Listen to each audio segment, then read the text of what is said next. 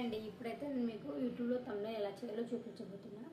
నాకు కూడా చాలా ప్రాబ్లం అవుతుండే, నేనైతే నేర్చుకున్నా. ఆ టిప్ మీకు కూడా షేర్ చేద్దాం అనుకుంటున్నా. ఈజీ అండ్ సింపుల్గా తక్కువ టైంలో మీకు ఎక్కువ ఇబ్బంది లేకుండా ఎలా చేయాలో చూపిస్తే నేర్చుకోండి. నేనైతే ఇన్షాట్లో అయితే ఎడిట్ చేస్తాను, మీకు కూడా అదే చూపిస్తున్నా. ఫస్ట్ ఇన్షాట్ ఓపెన్ చేసిన తర్వాత అక్కడ పేపర్ ఉంటుంది కదా, బ్లాంక్ పేపర్ తీసుకొని దానికి యూట్యూబ్ తగ్గట్టు సైజ్ తీసుకోవాలి. రేషియో 16:9 రేషియో తీసుకున్న తర్వాత కలర్ ఆప్షన్స్ కూడా ఉంటాయి. మీకు ఏ కలర్ ఓకే అనుకుంటే ఆ కలర్ అయితే పెట్టుకోవాలి. తర్వాత ఇంకా ఫాంట్స్ అయితే ఇంపార్టెంట్. మీరు ఎలా రాయాలనుకుంటారో ఆ స్టైల్ తగ్గట్టు ఒకటి చూపిస్తుంది చూడండి, ఆ స్టైల్స్ కూడా ఉంటాయి. అన్నీ సెలెక్ట్ చేసుకొని మీకు కావాల్సిన టెక్స్ట్ అయితే రాసుకోవాలి. ఇప్పుడు నేను how to make YouTube thumbnails అని ఉంది కదా, అది చేసి చూపిస్తా చూడండి. ఫస్ట్ అయితే హౌ టు మేక్ అయితే రాస్తున్నా.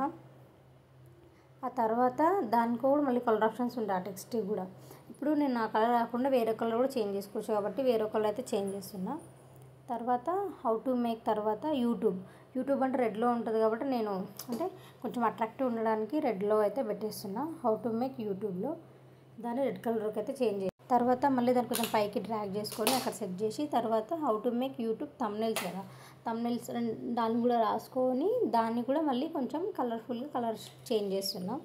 తర్వాత మొత్తం how to make YouTube thumbnails and simple and easy, fast and simple కదా రాయాల్సింది. తర్వాత ఆ టెక్స్ట్ కూడా రాసేసి దాన్ని కూడా మళ్ళీ డ్రాగ్ చేసుకొని అక్కడ సెట్ చేసేసేయాలి.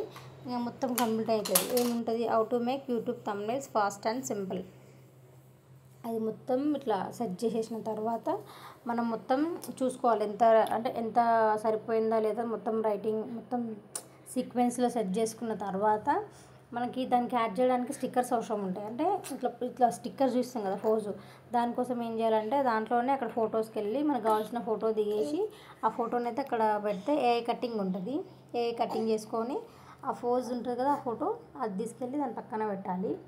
పెట్టి ఎంత కావాలో అంత డ్రాగ్ చేసేసుకొని ఎటు సైడ్ కావాలో అక్కడ సైడ్ పెట్టేసుకున్నామంటే ఇంకా అట్లాగే స్టిక్కర్స్ కూడా యాడ్ చేసుకోవచ్చు, మీ ఇష్టం అది.